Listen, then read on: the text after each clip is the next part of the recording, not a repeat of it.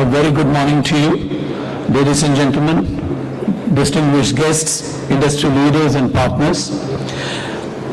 I'm your host Devishankar from IBEX India, and it gives me immense pleasure to welcome you all to the 13th annual edition of IBEX India, India's premier platform for innovation, collaboration and transformation in the BFSI sector, being co-located with Smart Tech Asia. Today marks yet another milestone in the journey of IBEX India, which has consistently evolved into as a numero uno platform for banking, financial services and insurance professionals, technology providers and policy influencers alike. To start the day's proceedings, may I now request the following dignitaries to kindly proceed. I beg your pardon. To kindly proceed towards the stage and help us with the traditional lamp lighting, symbolizing knowledge, innovation, and the collective vision for a brighter future for all of us.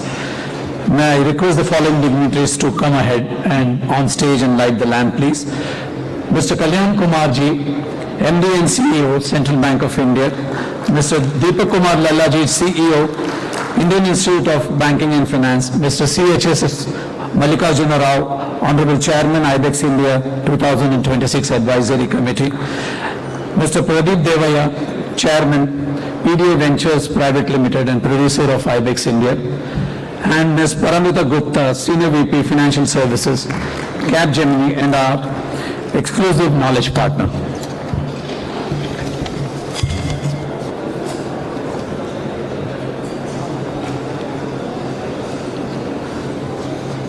We have one of our jury members also here. Tansale sir, can you please join us, sir? Former CMD, Central Bank of India, and former CE, Indian Banks Association. Please join us for the lamp lighting, sir.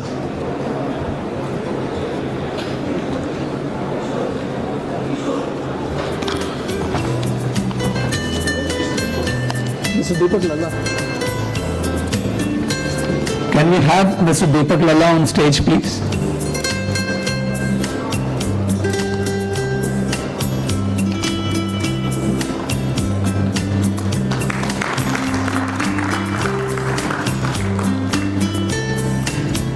Thank you, dignitaries, for a symbolic start to a day that is dedicated to innovation and transformation.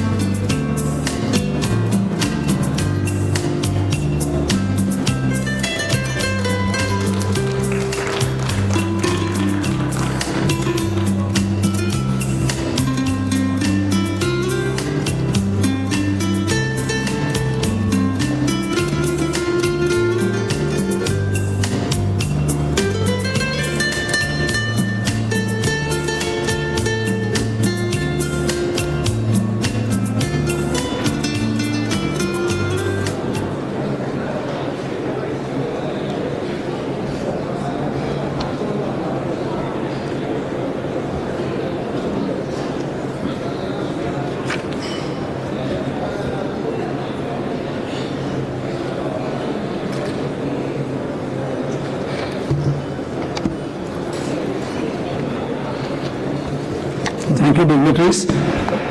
I request Mr. Kalyan Kumar, Mr. Deepak Kumar Lalla, Rao sir and Paramita to join us on stage, please. We will try to locate Mr. Lalla and usher him on stage as soon as possible, sir. Apologies for this.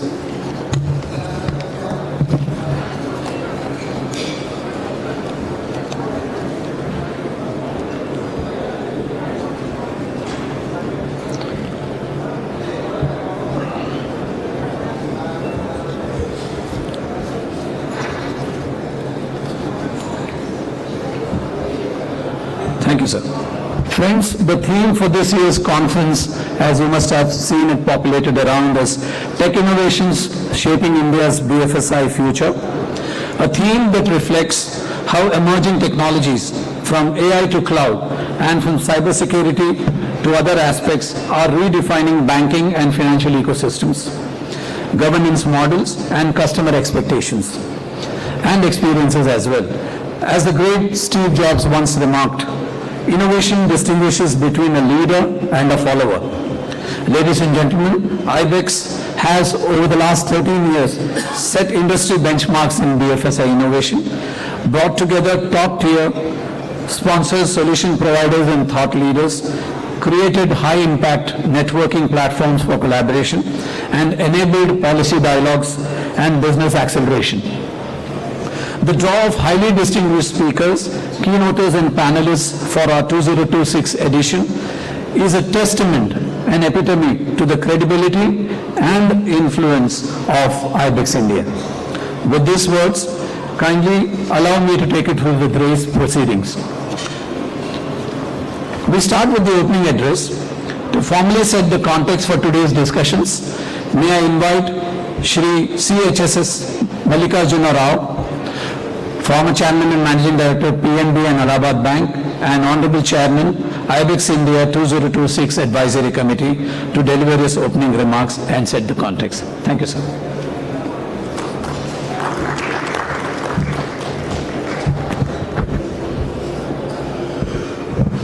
Good morning to all of you. It's a privilege for me to stand in front of you to welcome all of you.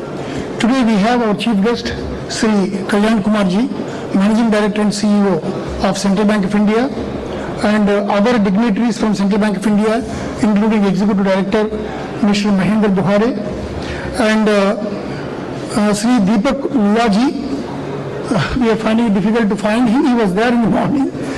Then Madam Paramita, all other delegates who have come here, those who are joining as panelists, and various delegates representing banking and insurance and other fraternity, including cooperative banks, including insurance sector, including NBFCs. I extend warm welcome to all of you for the 13th IBEX India Trade Fair here being conducted. In the last 13 years, while they are conducting this trade fair regularly every year, there has been an enormous change in terms of the delegates, in terms of the participants putting up their stalls here, the kind of technological products or services they are showcasing here. There has been a lot of change. In fact, I was amazed since I've been involved here sporadically in many years. The shift in the kind of products being displayed here is completely different. Originally, it started off with a lot of hardware equipment, including ATMs, including passbook printing machines, including various different type of equipment required for banking and other fraternity. I'm sorry, taking a break. Please come, Mr. Deepak. We were searching for you. So it will be a sea change. I'm sure you must be aware, even banking has seen enormous change. Today, if somebody says in banking, I don't know about technology, but I know about banking, probably he will prove to be relevant in the system.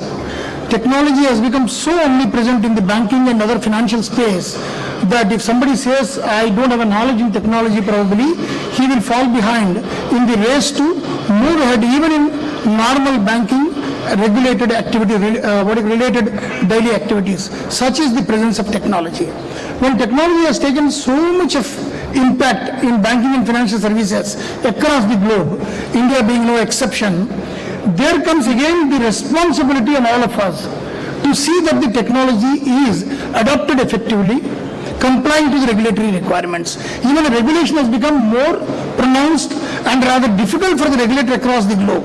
If you have seen some of the incidents which have happened in the last few years, whether without delving more on details of such incidents, whether it was a failure of Silicon Valley Bank or a failure of Credit Suisse or other banks, if you go through the root cause analysis, you will realize that probably somewhere down the line, besides technology, there are also few gaps at the regulatory level, which if they had been handled properly, these disasters could have been avoided. And during the same time, India proved to be one of the best countries in regulation in financial sector, whereby we could avoid such kind of incidents even if external factors were influencing that.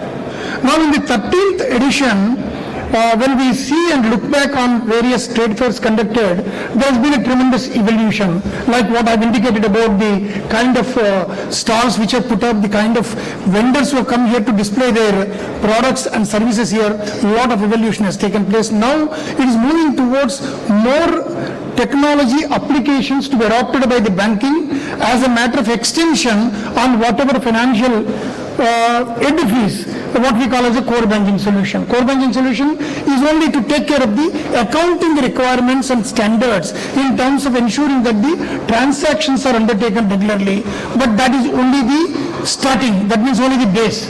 Now a lot of technologies are developed over and above that. In order to see that, there are only two objectives main.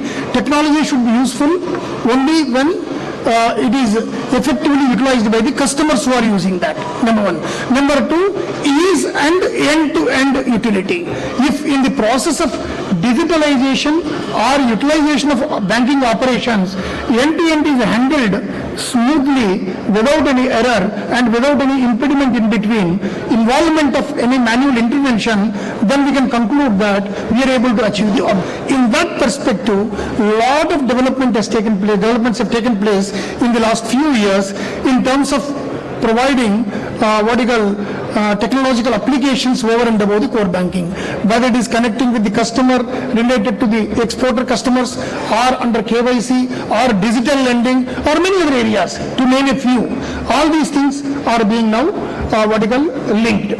Now again, over and above that, we see that the artificial intelligence is coming like a storm across the industry, across all industries, and I think banking and financial sector is no exception to that.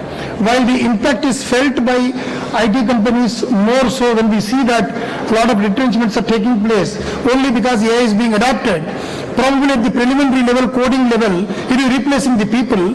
While as on today, we may probably think that retrenchment may happen in a very large number in the next 1 or 2 years, but I am of the opinion that there will be a maturity whereby even people are required to handle AI effectively in the years to come. AI itself in isolation, I am of the firm view, it cannot replace human intelligence. However, it takes time for us to realize that human intelligence has its own place which can control artificial intelligence. Until then, probably we may go through some tough times. It could be 2 years, it could be 5 years, we don't know how the evolution takes place, but during that time we may face some tough situations. Now again coming back, when the AI is taking its own imprint in across the globe in all sectors, banking fraternity is also looking forward to adopt artificial intelligence, but with cautious steps, looking at how we can replace mundane activities with a certain amount of replacing the structural decision making. That means it's not completely the decision making can be handed over to AI in banking sector, but where we are using structural activity like lending, like digital, end-to-end digital lending without manual intervention, by ensuring certain areas, there probably artificial intelligence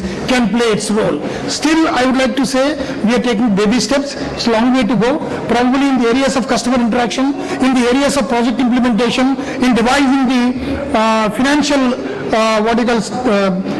reports or even system requirement study or conducting UAT or SAT. In these areas probably AI could be immensely useful in creating a comprehensive document, but when it comes to the decision making, we need to be still careful as to how AI can be adopted in terms of the financial sector.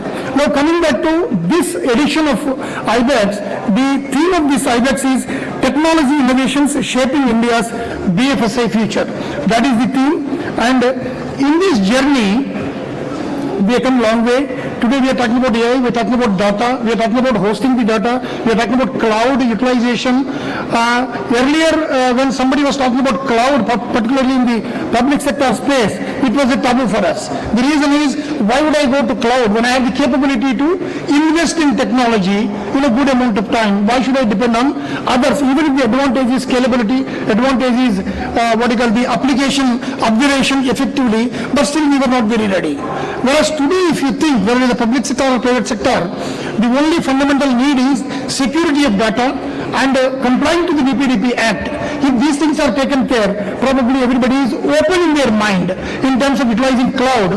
Could be the dimensions are different. So that is one area where a lot of changes are currently taking place. Then what is in platter in the couple of days today during the conference today and tomorrow? We have a good number of panels for discussion. Experts are coming, participating in the panel discussions. And the first panel will discuss on growth, governance and innovation at the board level, because every company or every banking company or even finance, insurance, NBFC or even urban cooperative bank, any company for that matter, when they're given by the boards, what is that is available at the board? What is that they need to look for? It has never been, it is not like what we have been doing earlier and what we would like to do. In this regard, I would like to recall one book written by Professor Kulbert, Mindset Management. He has mentioned in the opening of the book, he says that if you think that you can run the organization in the next 3 years, the way you have run in the last 3 years, probably you are in a fool's paradise. So the question is how effectively we are changing, and if you want to contribute at the board level, how you can contribute by giving guidance to the board without compromising on growth, governance and innovation. Second panel is technological leadership and digital transformation. Then we have AI-driven evolution of BFSI segment. We also have cyber security, data privacy and resilience. We have experts from different fields participating in these panel discussions. We also have innovations in insurance sectors, the future of cooperative banking, and the future of NBFCs. You are aware that after a few incidents that have taken place in our country in the banking space or financial sector space, few years back, NBFCs and urban cooperative banks have become part of regulation under Reserve Bank of India.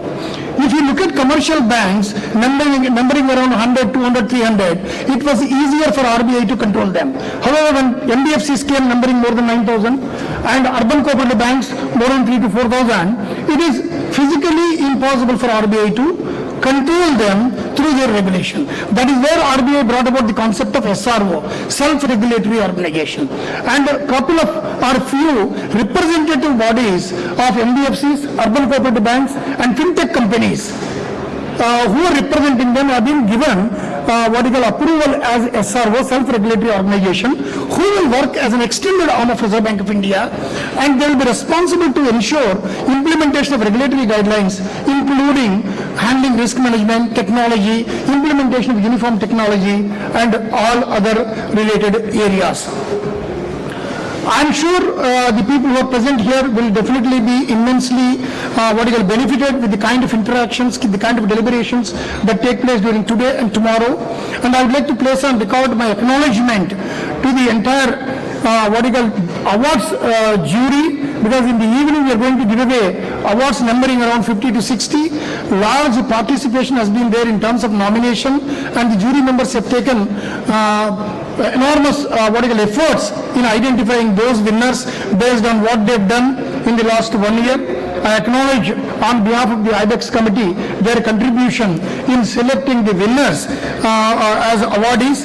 Then I also appreciate the efforts put in by Capgemini as a knowledge partner for this program. Then technology partners, then sponsors, then participating organizations, then project advisors, then well-wishers, media partners, and all other members. And but last but not the least, the entire advisory committee, who worked very hard, met on 2-3 occasions before finally shaping as to how this IBEX conference should move forward. Once again, I'm really happy to welcome you all for this program. I'm sure you will be immensely benefited during the deliberations in the next 2 days, today and tomorrow. Thank you so much.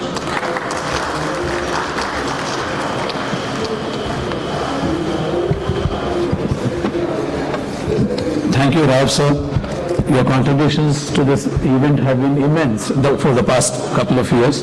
Thank you very much for your opening address and the context setting. Ladies and gentlemen, we now move on to the theme address, which will delve deeper into the transformative role of technology in BFSI.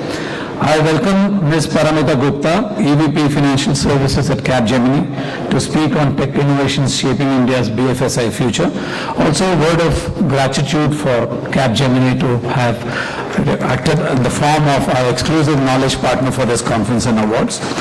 And before Paramita takes stage, a word or two about her. She is a leader with over 20 years of experience with demonstrated expertise across strategy, operations, change management. She has led development of the state-of-the-art products and execution of complex global projects, new business lines and key strategic initiatives. Extensive banking knowledge across retail, corporate, trade services as well as operations, and exposure to various domains such as finance and accounting, supply chain, marketing operations, HR, operations, understanding of analytics across various domains and applications. Paramita, over to you. I'm sorry, I failed to recognize the presence of Mr. Ajit Rath, who is the Chief Vigilance Officer at the level of Managing Director from State Bank of India, who has been present here. Thank you so much, Mr. Rath, to be present in the program.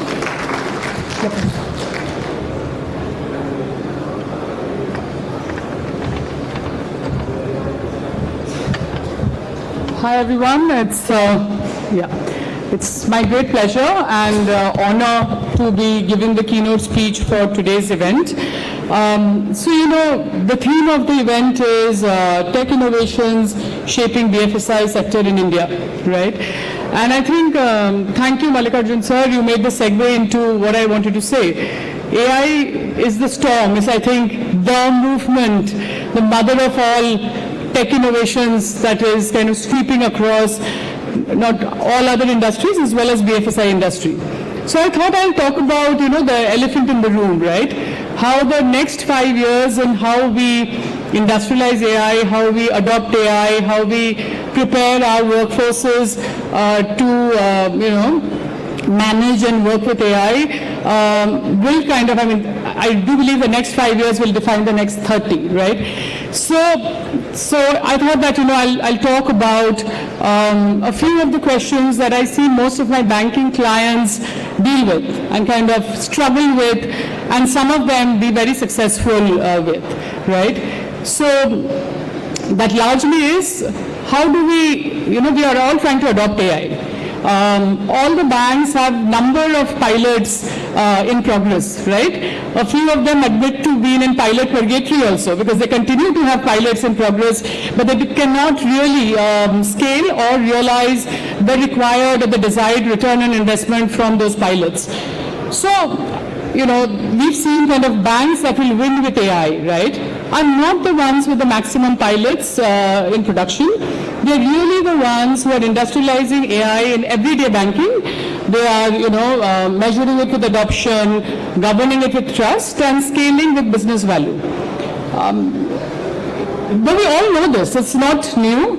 It's very interesting to see still that only 25% of the banks that we work with and across the industry are really ready to scale AI beyond pilots and beyond projects, right? And it's quite a sobering thought, but only 6% have an enterprise AI roadmap with defined measurable KPIs to measure the success of the Gen AI adoption.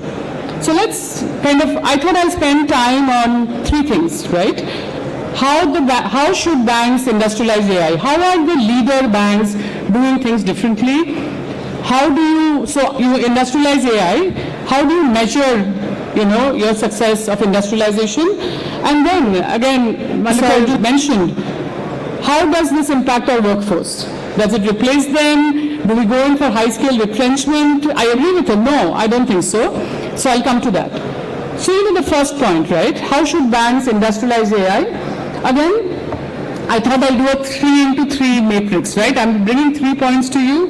How should banks industrialize AI? How do you capture, how do you define the KPIs and measure success and about the workforce? And I'll kind of keep it to 3 points in each one of them. So I think the first thing about industrializing AI is being anchored in business value, right? It is not doing the most exciting technical POC or something that excites the data scientists in the banks. It is anchoring AI in business value, and I also think it's limiting the number of use cases that you're taking up, right? We see that the high-performing banks limit their AI adoption to about 10 to 15 high-value cases, which have high business value. It could be in KYC, it could be in anti-money laundering, it could be in customer contact center, it could be in investment banks, right? And I think very important, especially with the advent of agentic AI, right? With the advent of agentic AI, you cannot have, how should I say, narrow use cases. You really need to expand it across processes. The wider, the better. So connect your use cases to processes, and your use case selection should be connected to a wider workflow analysis to drive process redesign and integration across that business area.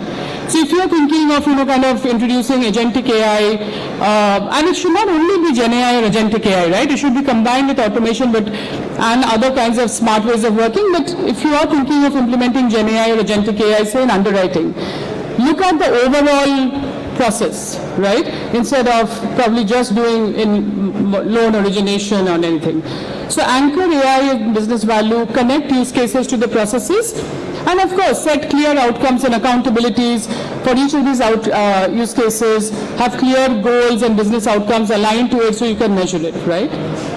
I think the second thing that has become really apparent, last year is building repeatable AI factories, right? You have industrialized data products, have industrialized prompt libraries, reusable patterns, and of course embed responsible AI. I know these all sound cliches, but each of them are very important if you think of it. You need to have reusable AI backbone. Like I said, shared libraries, shared platforms, prompt libraries, agent frameworks, security patterns, and compliance controls, reusable across business functions so that minimum investment goes in defining them for each business function. And I think the third thing in industrializing is governance cannot be after the fact. Governance has to be proactive. Gen AI and agentic AI is a less of a technical movement, more of a change management program.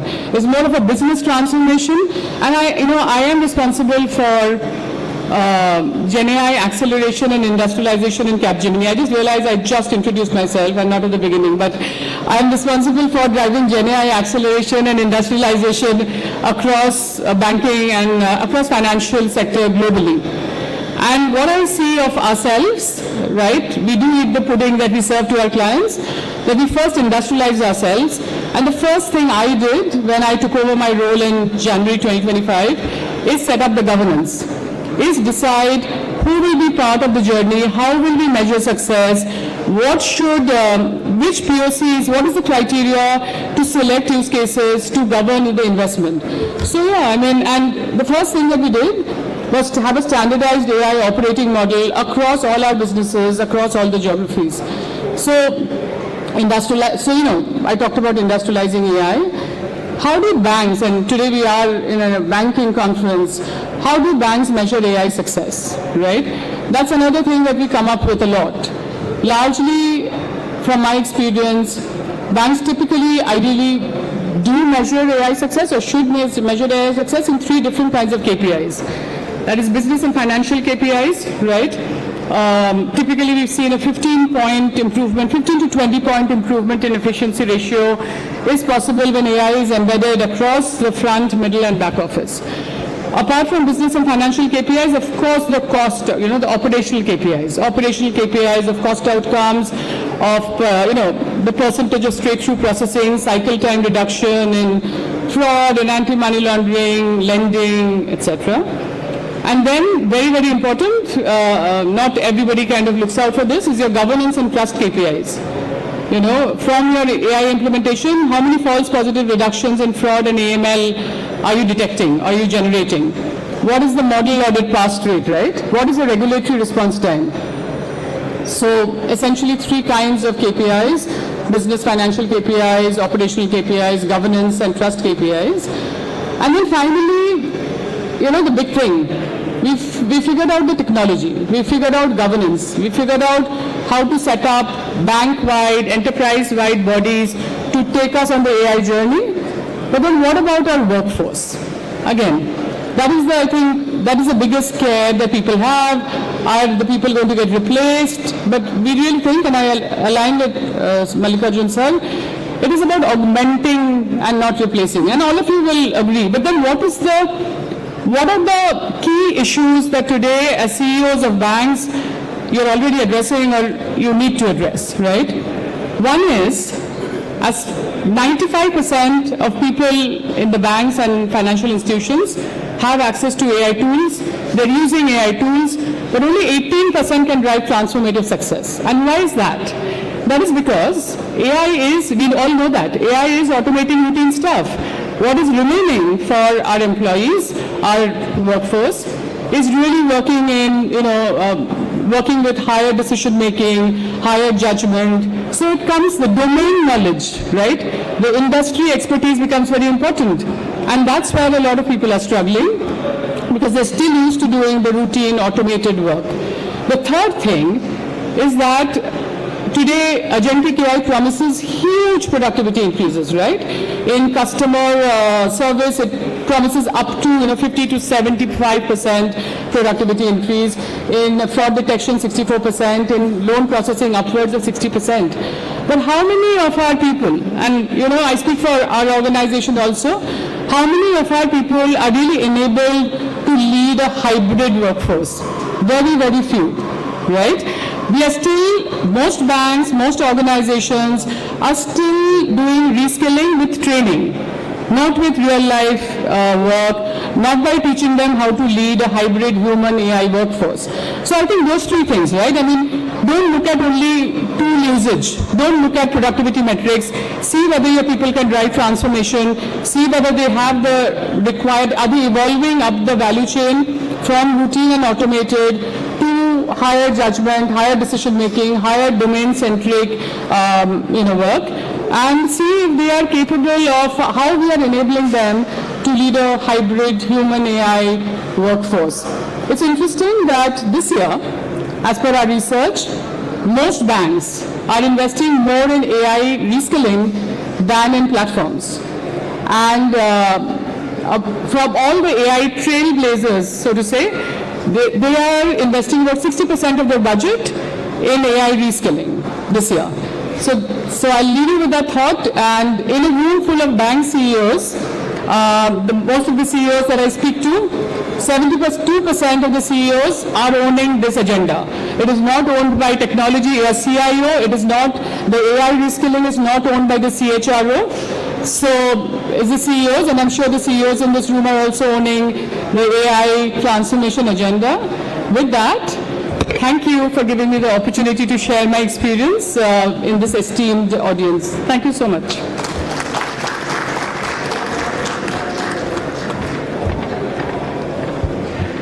Thanks indeed, Ms. Paramita Gupta.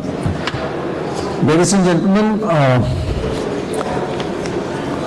we now have a very special address focusing on resilience and scalability in an AI-driven era. May I invite Mr. Deepak Kumar Lalla, Chief Executive Officer of the Indian Institute of Banking and Finance, to address our audience on these lines. But before that, a few lines about the illustrious credentials of the gentleman. Mr. Deepak Kumar Lalla is a highly experienced banking professional with over 40 years of service, having begun his career with the State Bank of India in 1985. He has held very senior leadership roles, including that of Deputy Managing Director at SBI and MD and CEO of SBI Cap Securities. He currently serves as the Chief Executive Officer of the Indian Institute of Banking and Finance. And throughout his career, he has worked across key areas such as wealth management, transaction banking, network operations, digital banking, mobility initiatives, and holding important positions like Chief General Manager and General Manager in various SBI divisions. Sir, over to you.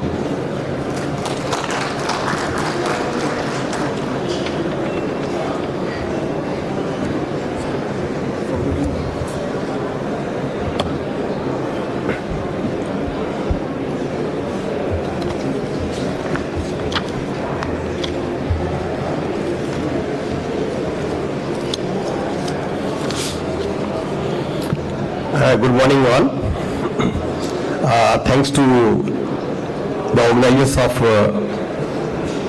IBEX for inviting me. It's my privilege to be part of this function.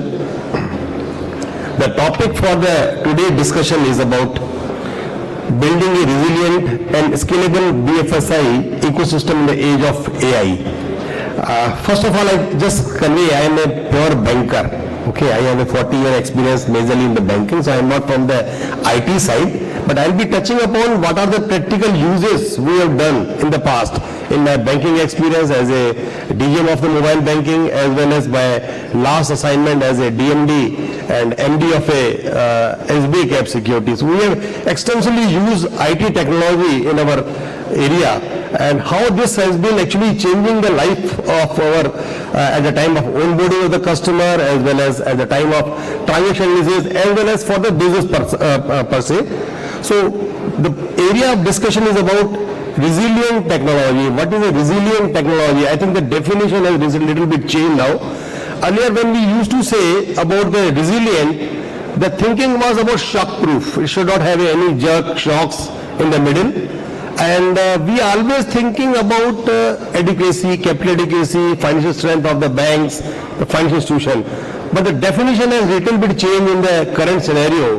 We don't see as a financial strength, as a capital structure only as a major parameter for a resilience. Now we have started seeing what is the status of the cyber security risk. Whether this financial institution is able to see the cyber security risk proactively and can address those risks. What is the operational continuity plans in case something happening? Is there any DR mechanism? Is there anything happening so that we can rework immediately and can come back to the operation? And how this platform is secure. So when we talk about the resilience part, it is not only the capital adequacy or the financial strength of the organization, but particularly now in a change scenario, specifically the major focus, and specifically nowadays regulators are also focusing on seeing that what is your IT capabilities, what is your technology capabilities to address those in case of any cyber security related risk, or in case of any operational issues are coming, how you are able to address those issues. And when we talk about the scalability is not about how many of my branches are there. Number of branches is not a scalability. What is the size of my balance sheet is also not a scalability. The scalability is in terms of your IT capabilities. How many volume of transaction I can handle. This is the one area which is actually a change in the management of the BFSI sector. How fast I can process. What is the performance of my platform? That is second part they have started seeing it. Then how is the inclusiveness also? Is it my platform only serving to a limited client customer, or I can reach out to the last mile? I can address even nowadays 10 rupee transactions also are happening through a mobile, through a banking channel. So whether I am able to have a inclusiveness also, my platform is able to take care of the inclusiveness also, can finance, can go up to the micro level, can go up to the far off places, rural, semi-urban, whether this is possible. So when I talk about the scalability, it is not seen from the physical structure as well as the volume of the balance sheet, but is now being seen as what is my IT infrastructure. What is the size of the infrastructure, handling of volume, quality of volume, scalability of the volumes, as well as I think recently a lot of circulars have come from the regulator also, when they keep on doing a testing and infrastructure testing, and they expect that our peak volume levels also should be addressed properly. Roughly, generally in broking, they mention that about 60 to 70%, if you breach 60%, there are penalties. If there is any technology glitch also, I give you one example in the broking industry. Anywhere if there is a technical glitch beyond 5 minutes in our exchange, immediately it is to be reported to the SEBI as well as all the regulator. And 5 glitches in a year for any broking company, their platform will be basically, they will be stopped from holding, there will be penalty actions against the broker. So these kind of now regulatory foresight has come. That's why the scalability has become very, very important, and that part is being addressed by the IT only. Before I go for how the technology or AI can help building the BFSI ecosystem, I just wanted to give you few things which has happened in the last 2 decades particularly. 2 decades has been a very revolutionizing, if I say, for the BFSI sector. You have seen the massive financial inclusion. I think with the help of General and DBT, then the number of consumer base has multiplied like anything. The one bank like State Bank of India is having more than 50 crore customer at present. Similarly, if I see the digital banking explosion, you can see how the number of volume of transactions are being handled by the BFSI sector. And this is basically because of the lot of innovation has been done, like mobile, artificial intelligence, then internet being available very easily, and the biggest change which has happened is the UPI, which has enabled all the transaction, all the payment, everything happening through, and then of course the Fintech, which has actually helped enabling all those transactions.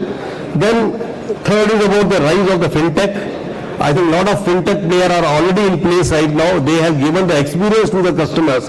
The way the experience is being given, I think this is actually helping them in MSME financing, in micro insurance, as well as anything. If I reach out to any faraway place, the Fintech players are helping those things. Then there is a insurance sector growth. Post-COVID, lot of now volume of transaction through insurance has improved, particularly the term insurance as well as the health insurance. And again, because of digital innovations are already in place, because of Fintech now providing lot of solutions to that, the small value ticket are also started coming to insurance field. Then capital market expansion. You must have seen the way AUM of mutual funds has increased, the way SIP's numbers are going up. Despite market being different, still the SIP numbers and AUM being increased. So this is the one habit change which has happened. And then lastly, the regulatory oversight. I think there is a lot of confidence among the customers also that there is a now regulatory oversight is also very strong from the SEBI, from the RBI, from the IRDA. So all those regulators are taking their job very seriously, and there are a lot of regulatory supervision on those areas. So trust level has improved. So this is all being enabler in the last 2 decades, which has actually helped to improve the BFSI sector. Key drivers, as you already know, majorly because of the technology being very key driver. There are few areas which has actually helped this growth. One is about the data. Data analytics is one. Second is about internet and mobile being easily available. Then artificial intelligence, definitely it has helped. Then I think customer expectations has also helped. The way the customers are expecting, I give you one example. When I joined my present organization, IABF, I started seeing my website first.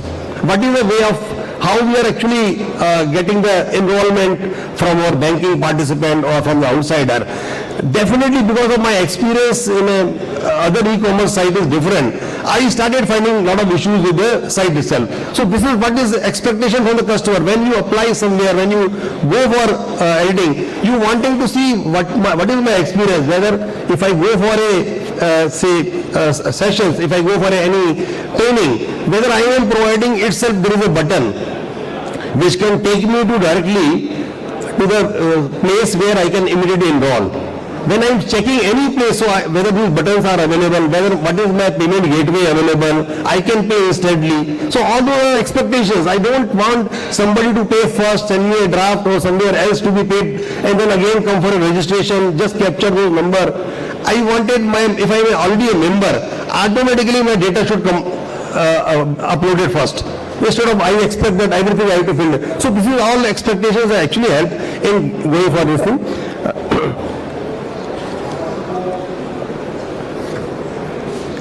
When we see this kind of BFSI sector is growing very, very fast, so what are the enablers or what are the areas which has actually transformed the entire BFSI sector? One of the basic area which I have seen is the entire BFSI sector is actually re-enabling. I think if you see the banking earlier, there was always a branch banking was the core of the business. Two decades back. Now it's not a banking per se, it's not a basically institutional banking. It has become like an open API. we are not basically a product centric. We are now more of a customer centric. We wanted to be a part of the journey. So it's not limited to a branch, but more of a opening of the present branch setup for involving the part of the entire ecosystem. So that is the change has happened. Use of open API where we can have a Fintech or any outside basically interface can be connected. You must have seen on account opening journey, a lot of I think we are using the Fintech player from getting a verification for PAN number, for KYC updation, for photo identity. So all those areas are now becoming a very, very essential now. It's not possible to have a exclusive only a branch related banking that we don't open our API. Immediately if I see the branch as a basically a service platform or banking as a service platform, that is also been extensively used. Lot of Fintech players there, they are only providing loans or services, wealth management platform, but on the back end they are using the banking services. So this is the one more area which I have seen. So entire banking space is now being seen as a reimagining now. Secondly, use of public infrastructure. You must have seen how the public infrastructure in the India stacks been extensively used for all your Aadhaar, UPI, DigiLocker, for all KYC updation, customer acquisition, as well as if you wanted to have a any payment happening or even for EMI collection, e-mesh, everywhere this platform being used. So digital infrastructure is also being used, particularly for, I have seen a lot of no's are being in when we ask for an e-mandate. So at the time of e-mandate, this is one area which is immediately required.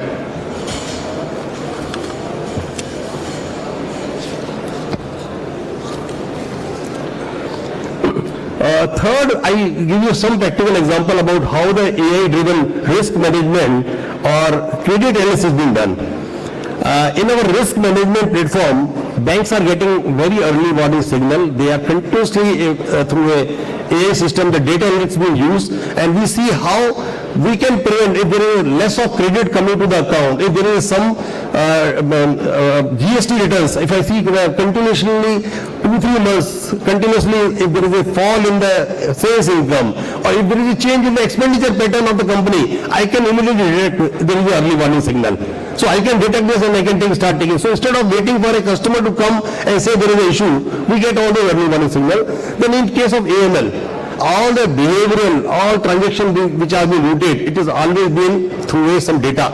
And this data index being used to see that yes, we are not basically anti-money, this is not being used for anti-money laundering. So this is being used. Even fake IDs also, in the face recognition also, where at the time of onboarding, lot of intelligence being used to see that yes, if there is a customer who has a fake ID or somebody who has a fraudster.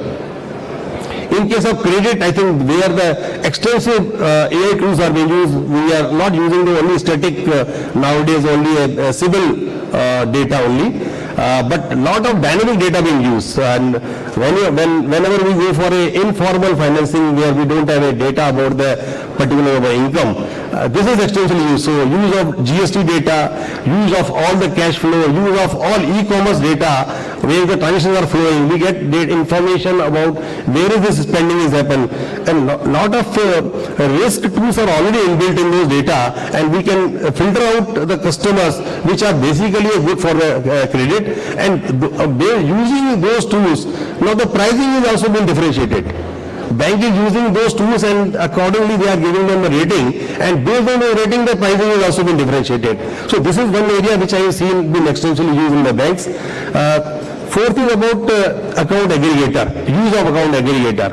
I think the way this information is available on the account aggregator, the free flow of information is available based on the consent.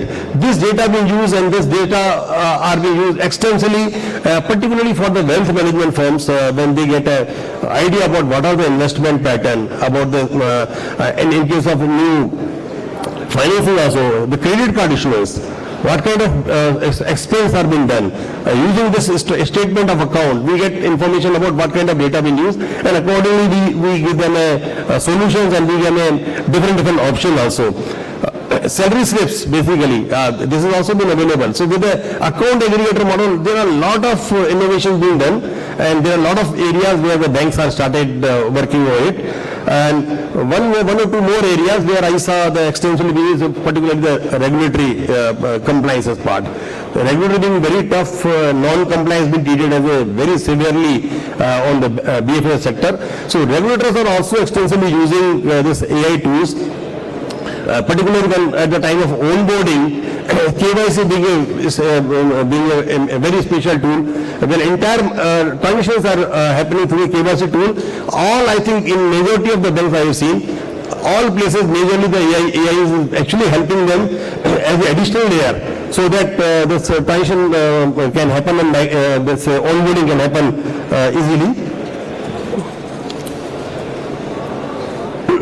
There are a few more areas, I just wanted to give some names, only the financial inclusion as I mentioned, because of the artificial intelligence, the way the Fintech players have reached to the remote area, and then with the biometric access itself, customer can be recognized and all the services can be offered to them.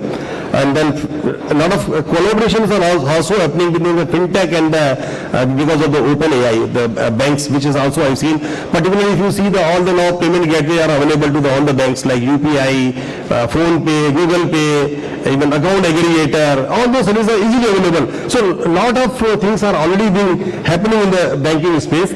So these are a few areas which I have seen happening in the banking. Because of the limited time, I just wanted to only say what has changed in the last couple of years is basically most of the data has become interoperable. It's not basically limiting to the one bank particularly, it has become interoperable. Then second part is about the inclusivity. It is not limiting to the limited set of customer. We wanted to reach out to any place, anywhere, as well as any customer. It can be a customer of 100 rupees also.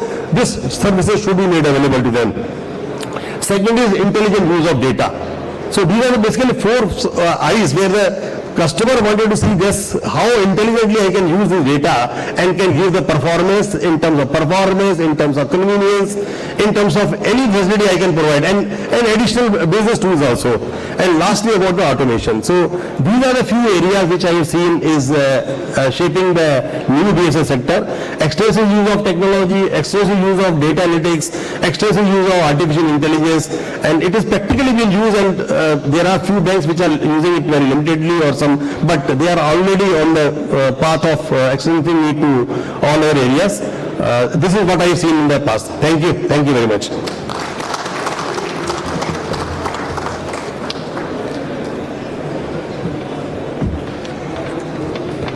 Thank you very much, sir. So that was the CEO IIBF's perspective. Thank you, sir, for your valuable insights. Ladies and gentlemen, it is now time for the inaugural address, and this time by our honorable chief guest. We are privileged to have with us Mr. Kalyan Kumarji, Managing Director and CEO, Central Bank of India, who will speak on from digital banking to intelligent banking, the next leap for Indian banks. And before that, a few words about Sir's illustrious credentials. Shri Kalyan Kumar is the Managing Director and CEO of Central Bank of India with over 3 decades of rich banking experience. He previously served as Executive Director at Punjab National Bank, where he led key areas such as digital transformation, strategic management, HR reforms, business growth, and ESG initiatives. He played a significant role in driving profitability, CASA growth, wealth management and data-driven decision-making, and led major initiatives like PNB Udan. He also served on the boards of institutions such as PNB Guilds, PNB Cards and Services, IIFCL, and NABARD Institute of Banking Studies and Communication. Sir, over to you.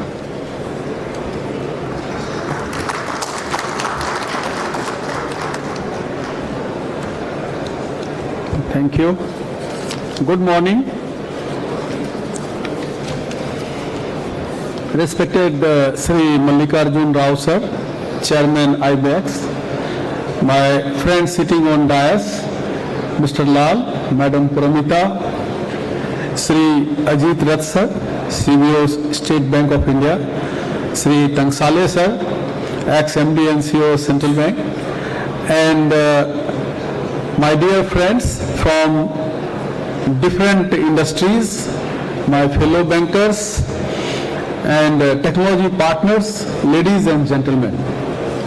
Really, I am thankful to the organizers of IBEX who have given me this opportunity to interact with you all. I am a practicing banker and have seen the practical applicability of these themes.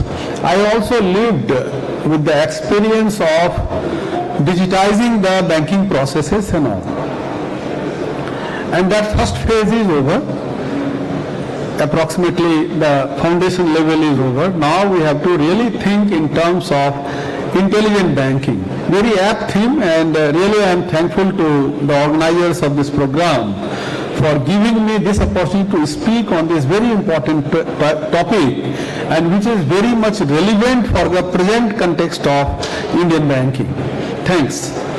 And at the same time, it is for me privilege to address this distinguished gathering, and also I understand the most practical applications are going to happen in this banking industry with the audience sitting in this hall. You all are going to play a very important role. Again, coming to the topic, if we see the past decade, Indian banking has undergone a remarkable transformation. We moved from branch-led banking to digital banking.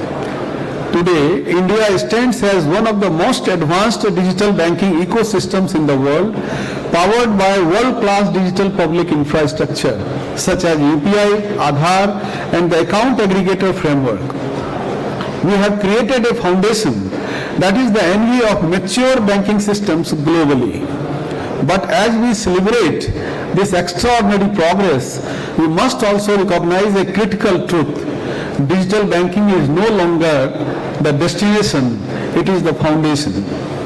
The next leap for Indian banking is not incremental, it is not limited to optimization, it is transformational, and that next leap is intelligent banking.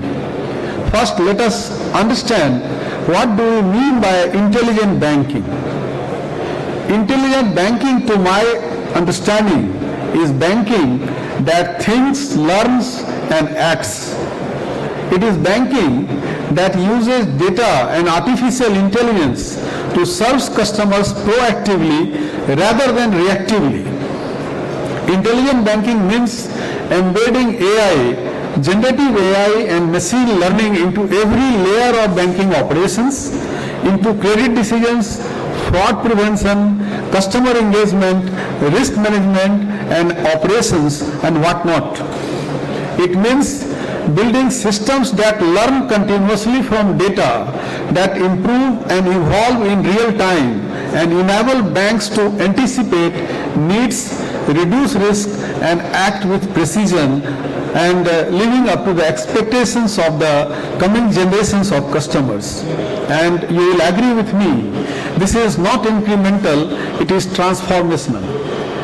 The Reserve Bank of India also has explicitly acknowledged this shift. RBI Deputy Governors have stated in September 2025, intelligent banking is not a mere upgrade, but a major shift impacting products, processes, and operations. And we find India, which is uniquely positioned to lead this transformation. That is very good combination now. We have factors that truly converge in any economy. First, as I told, strong digital public infrastructure. We have one of the best UPI, Aadhaar, and account aggregator system. Second, we have rapid Fintech innovation ecosystem. Third, progressive regulatory ecosystem under RBI able leadership and guidance, large and growing customer base, and strong public sector bank reach and mandate. Together, these factors actually position India to become a global leader in intelligent banking, but the architecture of this leadership must be very clear, and that is very, very important. I find 4 dimensions of intelligent banking transformation. The transition to intelligent banking is not monolithic. It unfolds across 4 critical dimensions, each powered by data and AI. First, which I find, it is time of hyper-personalization, and that too at scale. 68% of financial firms prioritize AI for customer service. AI micro-segmentation identifies exactly which customer needs which product at which moment. Gen AI-powered advisory democratizes wealth management beyond high-net-worth clients. The foundation is data quality. Account aggregator partnerships with fintechs expand the surface for intelligent engagement. Second important aspect which I find, it is AI-driven credit intelligence. AI reduces credit processing to 1/10th of manual cost. Real-time early warning systems flag stress weeks before NPA classification. This gives us ample opportunity to get those things corrected in real time. AI incorporating GST data and cash flows expands credit to MSMEs. Traditional scoring cannot serve in this scenario. The RBI's free AI framework explicitly supports this innovation. Third is intelligent fraud prevention. This is also very important. MuleHunter.ai, a idea from RBI Innovation Hub, it detects 20,000 mule accounts monthly with 90% accuracy versus 80% false positives from rule-based systems. RBI's free AI framework, that is 26 recommendations across 6 pillars, provides the governance roadmap. DPDP compliance reshaping data architecture requirements. Then fourth one is operational Gen AI automation. 74% of firms still in proof of concept. This is big challenge which I am placing in the house. Only 11% at production scale. This is the critical gap. AI will reshape 35 to 50% of banking roles. 63% of firms demand hybrid domain plus AI skills. Talent transformation is now board level priority. These are the important dimensions. Now I would like to put the key challenges in front of this August House. First and foremost is data fragmentation and quality. Most banks' consumer data remains siloed and unstructured. AI models are only as good as their training data. Investment in data architecture and governance must precede AI deployment. Second is legacy core systems bottlenecks. These legacy systems remain the structural bottleneck, preventing real-time data flows that intelligent banking requires. This is not optional infrastructure, it is essential. Third one is logarithmic bias and explainability. AI models risk perpetuating existing biases, particularly in credit decisions. The RBI's free AI frameworks calls for fairness metrics, bias audits, and explainability standards. Building governed AI is both regulatory requirement and trust imperative. Fourth is cybersecurity and third-party concentration risk. RBI Governor Sir warned in late 2025 in one of his speech, over-reliance on AI and dominance by a small number of technology providers could amplify systemic risk. DPDP data localization mandates adding infrastructure complexity for Gen AI deployments. We must build redundancy and resilience. And fifth challenge which I perceive is public sector adoption lag. Public sector banks manage 171 trillion assets, and that is 54% of total banking asset, yet lag significantly in AI adoption. Barriers, it is rigid hierarchies, modest pay scales, legacy procurement constraints, talent exodus, these things is there.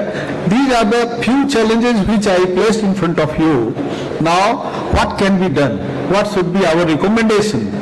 First and foremost we must invest in data as foundational infrastructure for achieving this intelligent banking capability. For this, unified data architecture, quality governance, and DPDP compliant consent management are prerequisites for every intelligent banking application. This investment must come first before AI models, before production rollout. Data is the foundation upon which all else is going to be built. Second, close the proof of concept to production gap urgently. As I told, 74% in pilots, only 11% at production. That we must move from experimentation to enterprise scale deployment. This is the most critical 2026 imperative. Third recommendation is embed governed AI from day one. RBI's free AI framework, which is 26 recommendations across 6 pillars, should be treated as a strategic roadmap, not compliance exercise. Build fairness, explainability, and ethical governance into AI development. Banks that lead on trust will lead on regulation. Fourth recommendation, prioritize core systems modernization. Legacy core banking systems are the bottlenecks. Upgrade to cloud native, API-enabled architectures that enable real-time data flows. This requires capital investment and board commitment, but it is also essential infrastructure. Fifth recommendation is scale intelligent fraud prevention. Full MuleHunter.ai adoption combined with proprietary real-time transaction intelligence and GenAI cybersecurity co-pilots should be treated as essential infrastructure, not optional enhancement. This is where 90% accuracy creates tangible return on investment. And sixth recommendation is, that is also very important, build the hybrid talent pipeline. 63% of firms demand domain plus AI skills. We have to build dedicated AI talent pipelines through institutional partnerships, internal reskilling academics, and lateral hiring, particularly urgent from the public sector bank's perspective. Talent transformation is not human resources function, it is going to be the survival function for the industry. Now I will talk about why it is more critically important for public sector banks.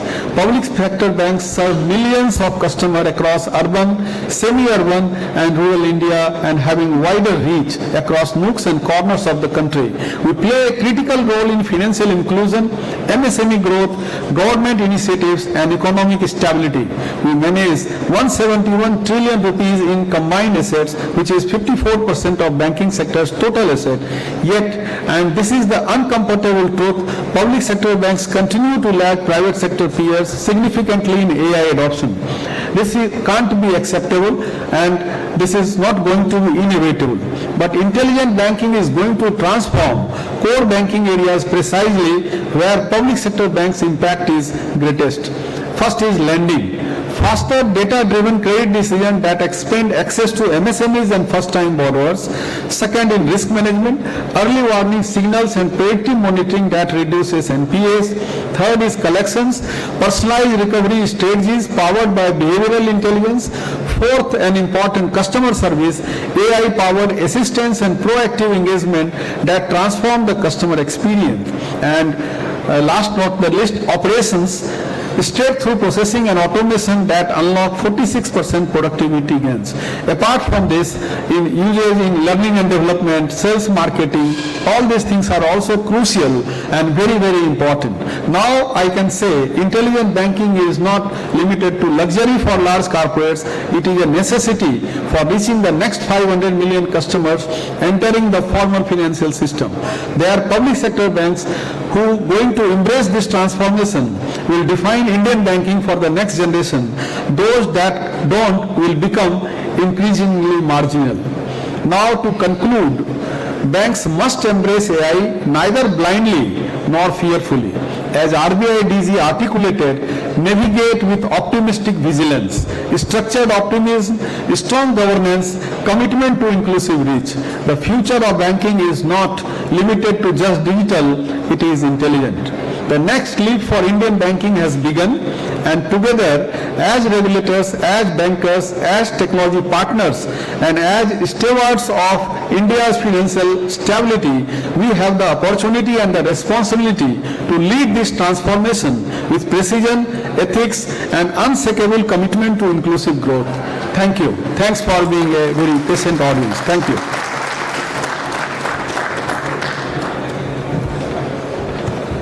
Thank you indeed, sir, for this wonderful presentation, complete with taking us through the challenges and giving us such valid recommendations.